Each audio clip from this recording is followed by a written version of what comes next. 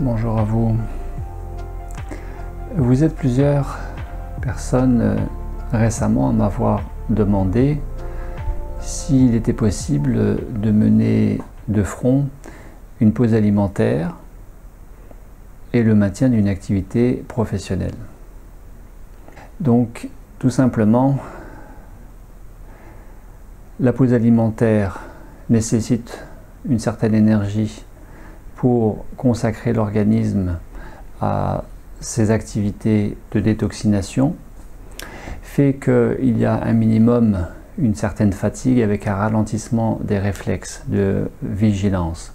Ainsi, ma réponse est très simple.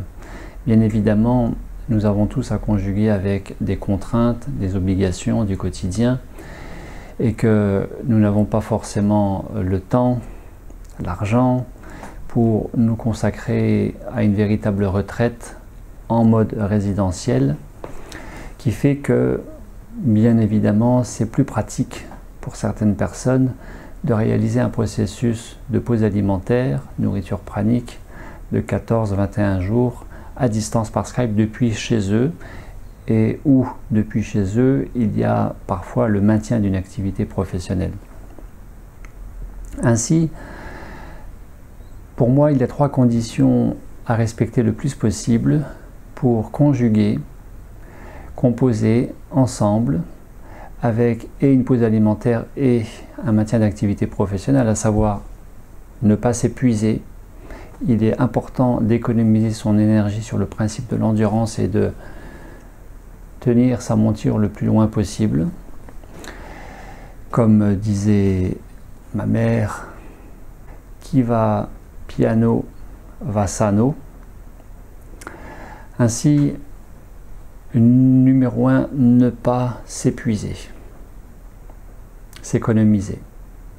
Numéro 2, éviter le plus possible tout risque de malaise vagal, de chute, tout simplement de chute dans les escaliers, de chute depuis votre hauteur en vous levant parce que vous vous levez trop vite et qu'il faut être vigilant à se lever doucement quand vous êtes en pause alimentaire pour ne pas générer une hypotension orthostatique et générer ainsi un malaise, une chute et de se faire mal et parfois se faire très mal.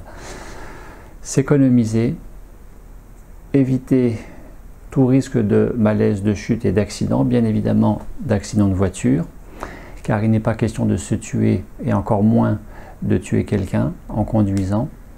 Et troisièmement, de maintenir cette connexion à l'intériorité, puisque c'est le but d'une pause alimentaire, qui est aussi une retraite, symboliquement une retraite du monde extérieur pour aller visiter son monde intérieur. Et ça, c'est un point fondamental, bien au-delà d'éviter de se fatiguer, de s'épuiser, d'avoir un accident, de se faire mal.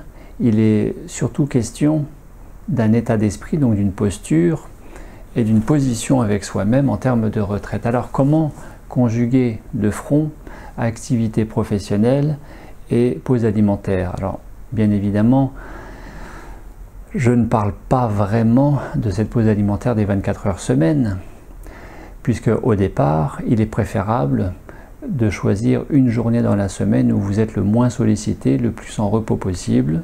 Par exemple, si vous travaillez en semaine, eh bien vous allez prendre le samedi ou le dimanche pour vous consacrer à cette pause alimentaire qui est aussi une retraite, même si ce n'est que 24 heures. Pour éviter dans un premier temps cette fatigue excessive, ce risque d'accident et favoriser une fois encore cette connexion à l'intériorité. Et puis avec la pratique de ces 24 heures semaine qui se répètent semaine après semaine, eh bien vous allez avoir un niveau d'énergie, un niveau de vigilance, un niveau de bien-être propre à cette pause alimentaire, généré par cette pause alimentaire, qui fait que c'est de plus en plus facile. Donc je dirais que dans un deuxième temps, cette pause alimentaire de 24 heures semaine, vous pouvez la réaliser lors de votre activité professionnelle. Mais là encore, mettre du bon sens dans ce que je dis là, dans le sens où si vous conduisez un bus, si vous êtes chauffeur de taxi, si vous conduisez des camions, que vous êtes livreur, Bien évidemment, même cette journée de 24 heures semaine est à proscrire dans le cadre de l'activité professionnelle. Ne faites pas comme ce stagiaire que j'ai eu il y a 2-3 ans et qui, avant qu'il vienne en processus résidentiel, me disait au téléphone que ça faisait 10 jours, quelques semaines auparavant, avant de venir à son stage, ça faisait 10 jours qu'il était en pause alimentaire et qu'il maintenait son activité professionnelle qui était d'être chauffeur et de conduire son 33 tonnes. Alors non, absolument pas. Ma réponse est définitivement non. Ne maintenez pas votre activité professionnelle pendant une pause alimentaire, à minima 24 heures si vous n'en avez pas l'habitude, et qui plus est à maxima, plusieurs jours d'affilée, quand vous êtes débutant, profane dans ces processus de l'abstinence alimentaire. Et je profite de cette petite vidéo pour aussi remercier Nadège, avec qui je me suis entretenu ce matin, puisqu'elle termine un processus de 21 jours. Elle est aujourd'hui à son 19e jour, bravo à Nadège, et qui a maintenu son activité professionnelle, parce qu'elle ne peut pas trop faire autrement, pour certaines raisons. Et la réflexion qu'elle me soumettait ce matin était: est-ce qu'il vaut mieux faire un processus de détoxination, de pause alimentaire, de rencontre avec soi-même, de lâcher prise des schémas limitants mental émotionnels, de détoxination sur le plan physique, en étant vraiment hors contexte de la vie de tous les jours du quotidien, 21 jours coupés du monde, style dans un gîte, ou alors tranquillement chez vous, en étant en congé et que je vous accompagne par Skype. Et bien évidemment, vous êtes hors contexte, vous n'êtes pas dans le quotidien, et à cette pause alimentaire qu'on appelle aussi transition entre un avant et un après, il y a la question de l'après, donc de l'intégration. Comment va se jouer l'intégration si vous étiez complètement hors contexte? C'est bien pour cela que je ne propose pas de processus résidentiel de 21 jours, uniquement de 14 jours, pour qu'il y ait cette troisième semaine, peut-être à votre libre choix, que vous fassiez ou pas, mais qu'en tout cas si vous la faites, elle sera forcément depuis chez vous, accompagnée ou pas par moi, que ce soit 7 jours juste avant 14 jours résidentiels ou 7 jours juste après 14 jours résidentiels, c'est forcément depuis chez vous, ce qui implique cette intégration en étant aussi dans votre milieu de tous les jours, qui favorise bien plus l'intégration de ce processus que de faire 21 jours hors contexte. Ou alors, deuxième cas de figure, est-ce qu'il est préférable, réflexion ensemble avec Nadège ce matin, est-ce qu'il est préférable de faire 21 jours de pause alimentaire complètement intégrés à votre quotidien? Eh bien non. Non, parce qu'une fois encore, ce n'est pas sans risque, ce n'est pas sans danger, et que, à moins que vous en soyez à votre deuxième ou troisième processus de 21 jours en résidentiel, eh bien peut-être que là, oui, vous pourrez vous lancer dans un processus pause alimentaire continu, conséquent, d'une certaine durée, tout en maintenant le maintien de vos activités ordinaires, professionnelles ou non professionnelles, et encore en étant un maximum vigilant. Mais vous savez, il y a un temps pour tout et on ne peut pas tout faire en même temps. Je parle souvent du cas du fumeur. Nous disons bien que le fumeur, s'il veut s'adonner à un sevrage, il est largement préférable, tous les professionnels de la question des addictions le disent, il est largement préférable de choisir une période propice, un moment propice, tranquille, serein, où le fumeur est le moins sollicité, le moins pris par des facteurs de stress, qui l'amènerait à refumer d'autant plus facilement, qu'il n'est pas bien, qu'il est déconnecté, désaligné avec lui-même. Eh bien, c'est la même chose pour une pause alimentaire à orientation nourriture conscience, nourriture pranique.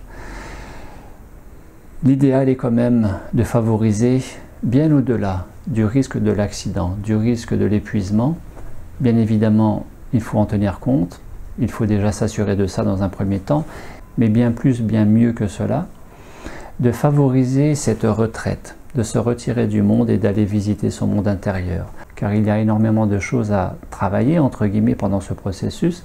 Cette retraite avec soi-même qui vise l'alignement de ces 4 corps, physique, mental, émotionnel et spirituel, va se faire aussi du fait d'une certaine rencontre avec soi-même, voire d'une certaine réconciliation avec soi-même.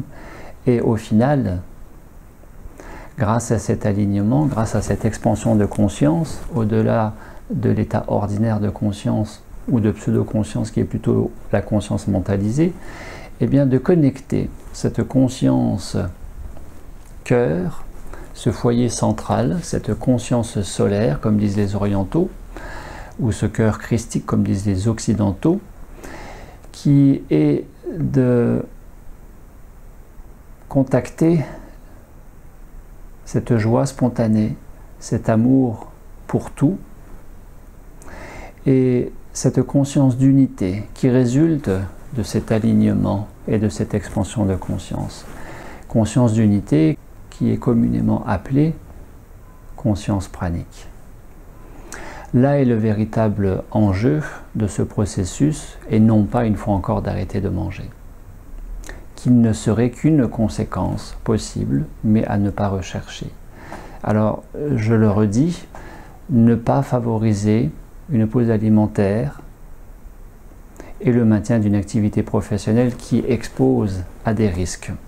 Bien évidemment, le fait de conduire des véhicules pouvant générer des accidents, de se tuer ou de tuer quelqu'un, ne pas utiliser de machines coupantes, de tronçonneuses, de massicots, d'avoir des travaux, même si vous ne travaillez pas professionnellement, que vous êtes chez vous et que vous faites la tapisserie ou que vous coupez du bois dans le jardin ou je ne sais pas quoi, tout cela est à éviter par sécurité et aussi pour favoriser toute cette métabolisation de nos dissonances avec nous-mêmes et qui est la vocation première d'un processus en pause alimentaire pranique.